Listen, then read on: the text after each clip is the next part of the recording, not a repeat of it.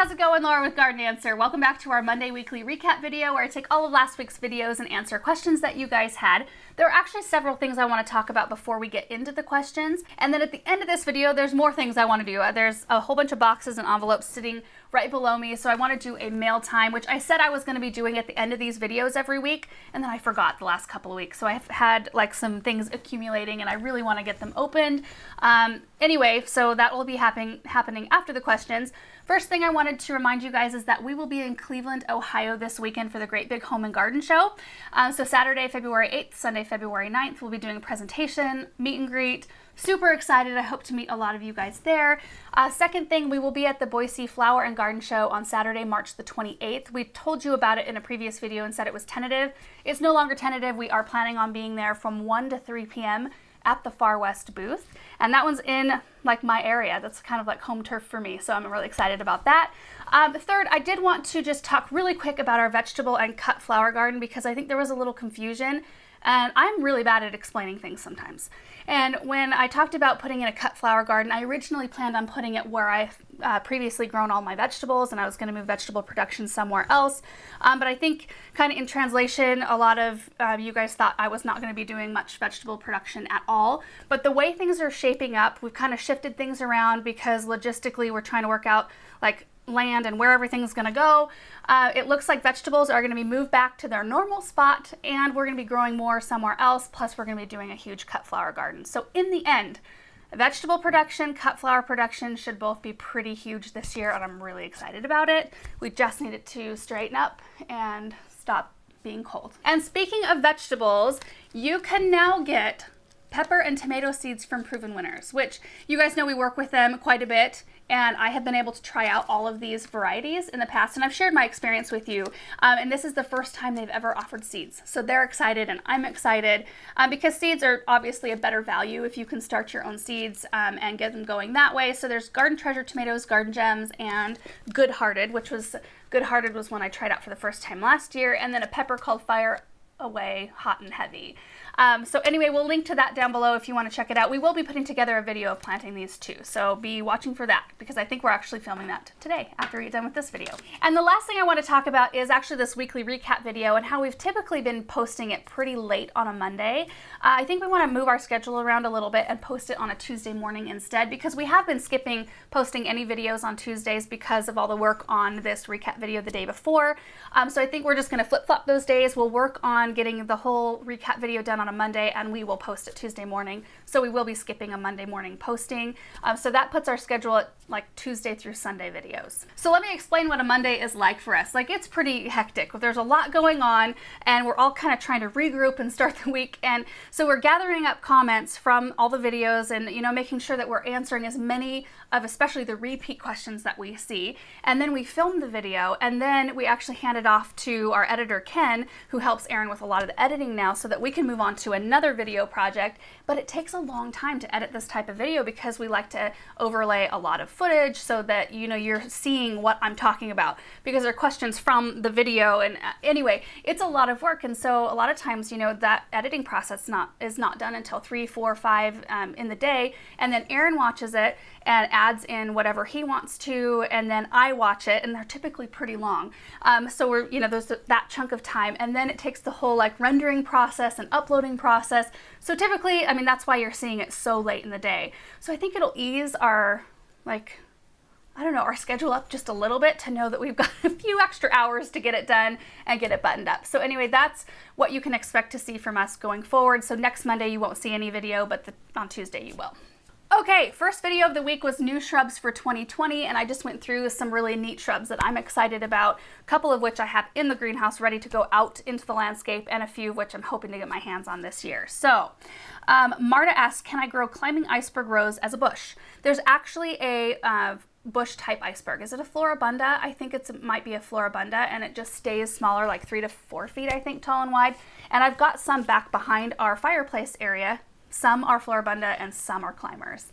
And no, you cannot grow climber as a bush, especially the icebergs, because they'll grow, they want to grow so huge. And I try to keep the ones that are climbers back there. I think it was a mistake. I think they thought all of them were the bush type and a couple of climbers got in. So they produce these really long canes that I'm constantly cutting back. I really should just move those roses somewhere else where they can climb on something. But I would just look for the actual shrub type iceberg. Becky said, I have a very old mock orange in my yard, maybe 20 years old. I'd call it a tree at this point. It doesn't do much anymore, so should I pull it out? Is it done?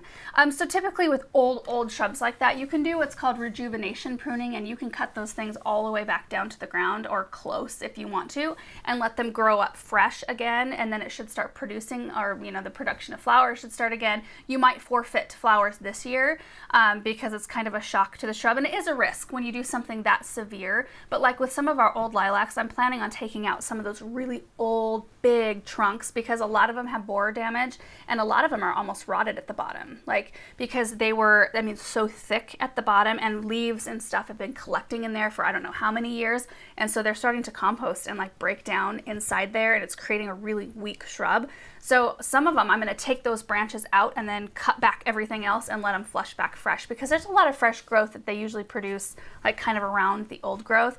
But anyway, you could try that knowing that there's a risk. Otherwise, like I am a proponent of, if you have something in your garden that's not performing, or that looks bad, or just it's not bringing you joy, get rid of it and put something in that will make you happy. When you say these varieties are available this year, are they available only through the Proven Winners website, or are you saying they will be available through nurseries or big box throughout? And that's a really great question.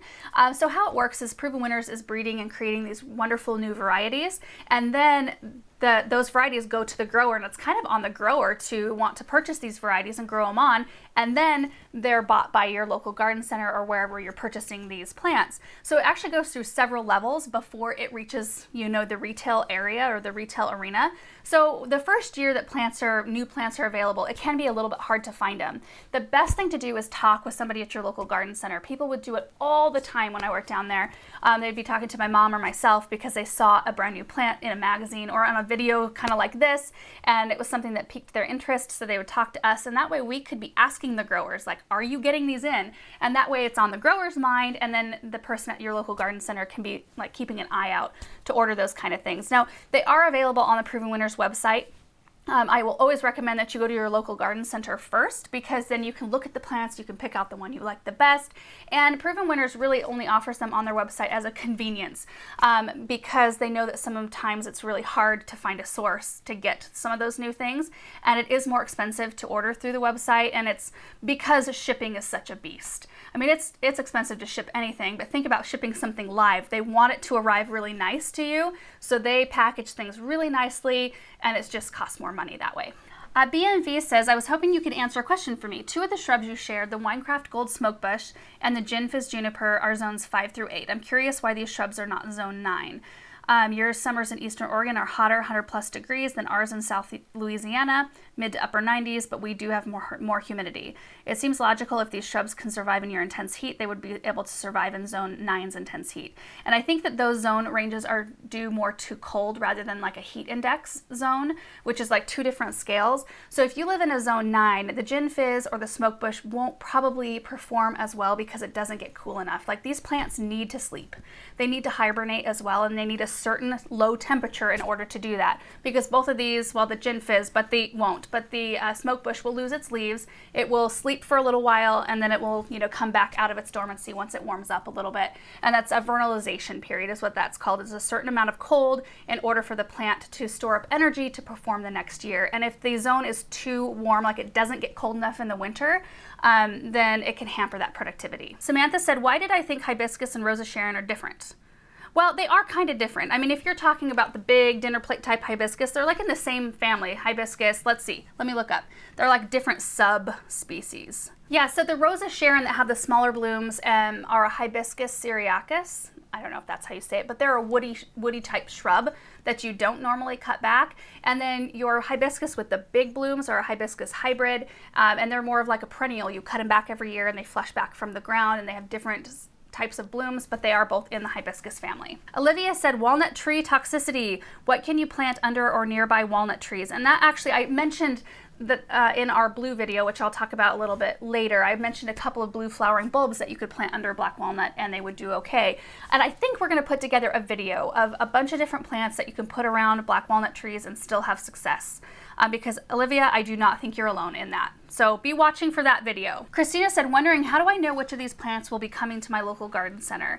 I would ask them, because right now is when they're putting in a bunch of orders. I know my mom calls me all the time. She's like, hey, I'm ordering from this company. Is there anything that you need this spring? And so she's looking at all those order forms right now, and they should be able to tell you what they're able to bring in. Lori said, I see her sitting on that gorgeous knitted throw that coordinates so well with all your seasonal decorating and plants you tuck in that sunroom. Did you knit it? Did someone make it for you? Do you know the pattern? So I thought I would answer this question because so many people ask it. It's the knitted blanket that's sitting on our chaise lounge in there, and I did make that. I do like to knit. I like to knit in the wintertime when we have a little bit more downtime. We haven't had that downtime this year because it's been so nice out that we've actually been able to be outside quite a bit. But the pattern for that is called the Cable Comfort Sutter's Mill Throw by Lion Brand. I got the pattern for free off of a website called Ravelry, which is awesome. It's like this huge database of knitting and crochet patterns. Anyway, that is that. I love that blanket, and it was actually very easy to knit. Elizabeth said, will you be showing us any of your planning for your gardens? Yes. In fact, I started sketching stuff out last night, and I just have to admit that I am the world's worst planner. I do not like to plan garden spaces because I like to just do it as I find plants that I like. And so it's really hard for me, unless it's a formal space. I can design formal spaces all day long and enjoy the process. But anything else I have a real struggle doing. I have to see it. I'm so visual. But we do plan on sharing like our cut flower garden space, our vegetable garden space. I'll tell you what I'm planning on planting and when I'm planning on doing that. I am working on that. Amy said, what are your thoughts on sterilizing seed starting soil? I'm about to start seeds and see some people recommend in preparation that you need to add boiling water or baking the soil in a 200-degree oven to avoid bugs. Is this necessary? I have never done that, and I've never seen that it's necessary to do that. Unless you're like making your own mix, or you've had a bag of soil that's been open for a really long time and bugs could have gotten in it to lay eggs. I can only, those are the only couple of situations I can see where it would be necessary. If you're using like a legit brand of soil, you shouldn't have to do that because it should already be sterile. We're using the Espoma Organic Seed Starting Mix, and I've never had a problem. Okay, so the next video is planting hyacinth bulbs and project updates. So I just talked through our West Side garden plans, just some ideas that we had there, and you guys had a lot of great suggestions. I showed you an update on the way our barn loft is looking, because we showed you in an earlier video how we were cleaning up that space, and it's a lot more organized now. And then I just planted up some hyacinth bulbs and some grass for a kind of springish looking display, and that's actually looking really good. Hyacinths have a little bit of growth on them already, and my grass is up about this much already. Julie said that hyacinths are her favorite flower. I bought a bulb which is in a vase with roots in water. It has bloomed already and I don't know what to do with it. Any ideas? So if it has bloomed already, what you need to do is you can either leave it where it's at, you can pot it in some soil in a pot, or you can pop it out in your landscape. Either way, leave the leaves, and because the leaves are what will soak in sunshine, create energy, feed the bulb in order for a really good bloom show the next year. And so just leave the leaves until they start to yellow and die back. At that point you can cut them back, and that's pretty much it. That's what I do with bulbs that I have in containers. Ashley said, what kind of indoor lighting do these flowers need? Bright, very bright light. I wouldn't say they need direct sun like all the time, but they just need a really bright spot. Kate said, do you have one of those tree faces on your tree? Yes, we do. That, I don't know if that was put on the juniper tree by the previous owners or by the owners before them. I don't know what the story is, but it kind of makes me smile, and I will leave it there. I need to name him. I want to take it off one day. Erin wants to take it down, but I can see it like through it. We've got bay windows where we've got a piano downstairs, and I'm sitting there playing the piano, and I can look out and I see this weird face staring back at me, but it's kind of whimsical and funny, and I kind of enjoy it. Carla asked if we have any issues with mice in the barn. The field mice in our area might be on steroids, but they break into plastic tubs even if there's no food. So we do have a couple of cats, and that does help, I think. We did initially have some mouse activity in our basement, and we work with Bonide, and they offer a couple of different solutions for mice problems, and we tried out their mouse repellent. It's Mouse Magic, I think. We will link it down below, but it's a like essential oil repellent, and we put a bunch of those pouches down in the basement. And I recently did a big clean out down there because we've made a push to organize a lot of our closet spaces in the house, and I didn't see any mouse droppings or any evidence that there were any mice down there. I actually haven't thought about it in the last couple of years. We put those repellent things down and I haven't noticed any problem. Out in the barn, we did the repellent packets as well, and we have set up some regular traps. Again, I haven't noticed any activity in the past couple of years, and I think they also offer a bait station. I think it's called a Revenge Mouse Bait Station. That's kid proof. Like you can't get in them to whatever kills the mice, but they're things that you can set out in your kitchen, basement, whatever, garage, and it takes care of mice as well. So we will link those couple of things down below. Last question on that video, Elizabeth says, I always think a moon garden should be planted in an area that you can enjoy in the evening. So will you be able to see the moon garden on the side of the house from a sitting area close by, or would you be able to see it from inside from a room so you could use a lot? And that was actually something I've been thinking about a lot, because I've really been thinking hard about what I want to do over on the west side, and if I want to restrict myself in color, if I want that challenge.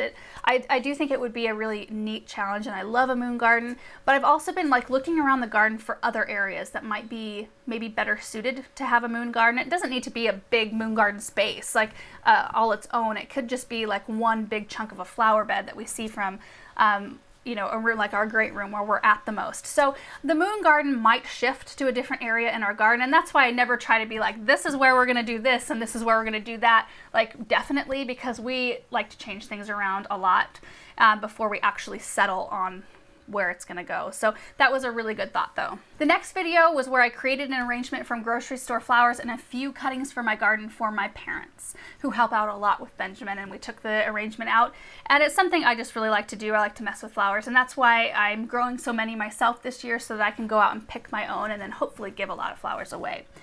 Kate asks, what's a frog? So I used the word frog a lot in that video, and a frog is just something that helps hold the flowers into a vase, and there's a lot of different options. I like to use chicken wire because it's so formable, bendable, whatever. You can cut off a little piece. I have a roll out in the barn, and I cut off a piece that's appropriate size for my vase, and then I just kind of crunch it into a rough sphere and then just smush it down in a pot.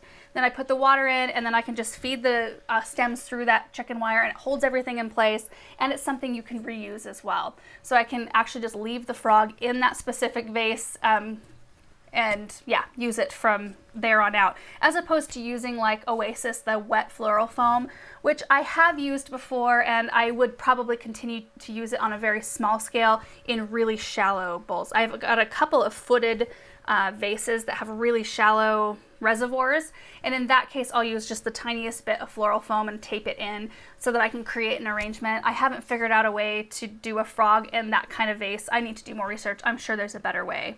Emily says, you're a black coffee kind of girl, huh? Yes, I am. No creamer for me. Nita said, I loved the container. It turned out so beautiful. I had no idea viburnum did well in arrangements. What was the really deep flower you used? So viburnum does do really well in arrangements. I love to use it. The deep flower was a type of pincushion flower. Is it scabotia or scabiosa? I don't know how to say that, but I don't know the exact variety, but it's one that our grocery store continually gets in. I should ask Alicia at Albertsons and ask her what she's ordering. Maybe I'll report back with a variety name on that. Beth said, I love your mom's boots. Where did she get them? And a lot of you guys asked that, and they are cute. I will put a link down below. I cannot pronounce the brand. Ilse Jacobson Hornbach? I don't know. Ruby said, have your parents pondered retiring? Just curious. They've talked about it every once in a while. It's usually like at the peak of the gardening season when it's just crazy and they're just kind of tired. But I don't see them retiring. I don't see them being that type of person that wants to retire. They'll scale back, I'm sure, and they'll start handing off more responsibility to other people so that they don't have to spend as much time doing, being at the garden center a lot. But I can just see them like puttering around and working there until, I don't know, until they're really old. Rose says, does your mom let the cat in, or are they outdoor cats? They are outdoor cats. My mom's really allergic, and they were wild when they showed up. JM says, how do you prepare before filming? Do you outline or have a script? And it depends on the type of video. I don't ever have a script, except for like this type of video. I feel like I kind of do, because I've got all of your questions in front of me so that I can read them out. And so that keeps me very organized. I usually have an idea of how I want to organize a video. Like, I want to talk about it in this order. But I don't ever have like a teleprompter, or Aaron's not ever holding cards up for me or anything like that. Typically, like on plant videos where I'm talking about a ton of different plants, I might have a bullet point list nearby, and it's usually information like exact zones and exact height and width in inches, because when you're talking about like 20 different plants in a video, like the blue flower video, I had a bullet point list in front of me just so I didn't confuse some of the details. A lot of it, like, just talking to somebody, I could probably remember, but if I'm talking about a bunch of stuff, I just have to keep myself a little bit more organized. Harrison said, I work at a greenhouse and during Mother's Day, it is packed. We run 3 to 4 registers during Mother's Day. Do you guys survive on just the one? So in that video, I did show like checking myself out at the garden center, and nothing's on POS. It's all still done with pen and paper. We've got an old school till and we only have the one, right? Yeah, we have one front counter, one credit card machine, and usually the line is backed up through the door and down the sidewalk. It's a super busy day. When I worked down there, I started doing the square thing so I could run people's cards outside in the nursery, and that worked out okay, but not really, because none of us really understand anything like that. Like, we just need to be able to write it out and get it done that way. People are super patient and they know what they're in for when they come down. They're in for more of an experience. And you know what? I think I see people interacting in that line, like looking at each other's stuff, and it's really fun. Aaron says that Andrew seed is wildly charming and wildly inefficient. And he would say that to my parents' face. Don't worry. That we always laugh about that with each other. James says, your boxwoods look a little brown. Is that normal for the winter time? No. So we trimmed our boxwoods a little bit late in the season, and we trimmed them pretty hard. And then all of a sudden we went from, was it 40-degree nights to 9. We had one 9-degree night. That was our coldest night so far this entire winter. And it hit everything and it froze, like it browned all my boxwoods, and it froze leaves into trees. So our locust trees just now are looking pretty clean because we've had a few windy days that have knocked some of those leaves clean or off the trees. But it was weird. It's like it froze all the leaves before we even had a chance to have any fall color. So we had very little fall color. It was kind of like not as pretty of a fall because of that night. But that's what happened to the boxwoods. I'm hoping that I may not trim them this spring. I might just let them flush back out and try to rebound from that night. And that's just gardening. That's what happens. Next video is planting foxglove and delphinium seeds and transplanting my sweet peas. I've got such a long list of flowers that I'm going to start that I've got to keep myself on a really strict schedule, so I'll probably be coming out with lots of videos where I'm just planting, like today I'm planting these 5 flower seeds, so prepare yourselves. Destiny said, what planting zone are you in? Well, typically, I mean, I think they're terming us as zone 6 now, right? They go off of a 10-year average, and even though 3 years ago we had wintertime temps that were -17, all the other winters are bringing up the average. It's really hard to plan because, you know, if you have that one-off winter where you get these super low negative temperatures, it will take so many of your plants. So usually we plant for a zone 5. That's what we had been up to about this year or last year or whatever. And so that's usually what I lean toward are plants that are a zone 5.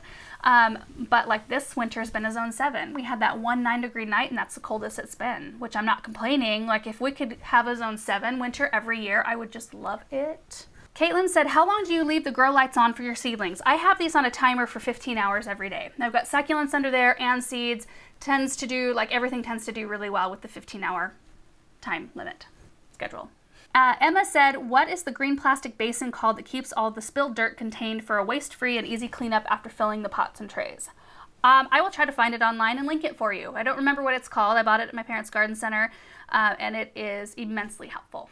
The Jilly Killy said, why didn't you tell us about the Camelot mix of foxgloves before? Don't you know we get influenced and order a bunch of seeds already, and now I have to pay for shipping again? Just to make you feel better, I had to pay for shipping again too. I bought all those seeds, and after I was thinking about, you know what, I really want some foxglove flowers this year, I learned about the Camelot mix, so I decided to make a second order. Anyway, so we're all in the same boat on that. Becky said, have you looked at the Floret website? Always. She has a beautiful flower farm and book. She absolutely does. Super inspirational. She has a lot of information on sweet peas, and she also pinches them back. So yes, I'm super familiar with Erin from Floret. She's got a new book coming out that I'm really excited about. In fact, we'll link it down below. The reason I did not pinch back my sweet peas in this video, I transplanted them and they're pretty lanky, is I just wanted to make sure I didn't shock the poor little plants by doing too much. Because, you know, I'm transplanting them so early. It was still January at this point when I filmed this video. And I was putting them in kind of cold soil, putting them outside in the sun porch, which is unheated. I just thought, you know what, I'm going to let them transition for a couple days and then I'll pinch them back, which I have gone in and I have pinched them back, and they're all looking great so far. Lindy said, I want lots of flowers in my garden this year. I love that seeds are so much cheaper. Yes. Do you ever sow directly into the ground, or would you recommend I start seedlings in the house? Okay, both. So what I would do is, and maybe I'll create a list. I'm going to, I have a spreadsheet created for all of my seeds that I'm planning on growing this year. And one group is the seeds I need to sow indoors, and I go off of the recommendations on the back of the seed packet. So that's the best way for you to learn which ones to do where, and it'll tell you like when to seed it inside or when to direct seed it, and it'll tell you which one of those methods is more recommended. Always go with the recommended method. So I have a list of ones I'm going to be starting inside, and then I have a list that I'm going to be direct sowing outside. If you're just getting started, boy, I would just load up on things like cosmos and zinnias and sunflowers and nigella and bachelor's buttons. Those are super easy things to seed that I shouldn't say always, but 99% of the time I have success with all of those things, and they come up really easily and they give a lot back. So I will share more of that stuff later, and maybe can I create some kind of like a way people can view my spreadsheet? Mm-hmm. I can? Mm-hmm. Can we put it on our website? Mm-hmm. Oh, so we can create a way that I can put my spreadsheet on our website. It's not done. So I've been adding more columns and more information as we go, but maybe it would help you get started. Diane says, Lizanthus take a long time to germinate. What does the package say? So the package says it germinates in 10 to 16 days. In that video, I showed you that there was nothing going on in that tray of Lizanthus, and I can't remember if it was like 14 or 15 days that had been in that, been planted. I went in there the next day to check. Every single cell has sprouted, like overnight. It's the weirdest thing. Like, I took a video close up of that whole flat and there was no action. They're still tiny, and you have to almost use a microscope to see, or magnifying glass to see those sprouts. But every single one of those cells has green in it, and I'm so excited. Sharon said, did you prep a specific area for cut flowers, or are you spreading these out throughout your garden? A lot of them will be in one spot, but then I will be spreading some stuff out too. Like, I want to tuck sunflowers into flower beds. And my goal this year is just to have color everywhere. Like, wherever there's a blank piece of soil, I want to just toss some seeds of something, whatever I have left over. That's kind of my plan. But, we have big plans when it's January and February. We'll see what happens when the season actually starts. Last question on that video was, would you need to pot up your foxgloves and delphiniums before taking them outside?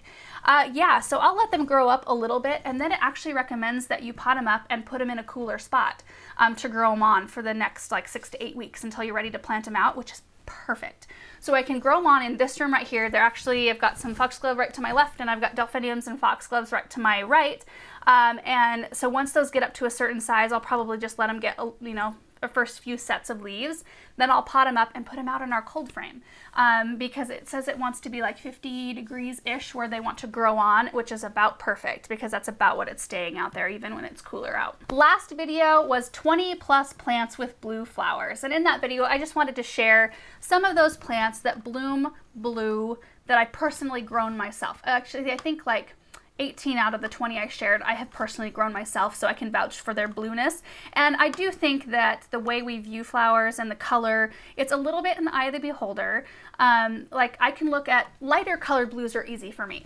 I can say, no, that's more lavender or that's more blue, to me, but darker colors are harder for me, like a deep navy versus a royal purple. Those are a little bit harder for me to distinguish. So anyway, I just wanted to talk about some of those that bloom blue. And then you guys, I asked for your recommendations too, things that you've personally grown that you think are blue. And there's a ton of good things down in the comment section, and actually a couple I forgot to add onto my own list. So anyway, read those comments if you want to learn even more. Merlin says, I have one hydrangea and it's not doing good. Do they like a sunny location? Do they like a lot of water? I'm not doing something right. Yes, they do like a lot of water. They do need some sun too. Most of them need at least 6 hours at least in order to perform really well and have the most amount of blooms. I've noticed that anything in the paniculata or arborescens variety, or in those families of hydrangea, those can take the most amount of sun. And even here in our high desert, we've been putting limelights and incredible hydrangeas out in full sun spots. As long as they get enough water, they do really well. So typically we put 2 2-gallon per hour emitters on each hydrangea, and that's just what it takes here to keep them really nice. We run those emitters every single day. But it's different based on your climate. So it'll be, if you live in a coastal area, they could probably take sun all day long. you know, I would ask somebody at your local garden center, honestly, because I'm not sure based on your comment where you're from or what kind of climate you're dealing with. But here they do need a lot of water and they do need a fair amount of sun to perform.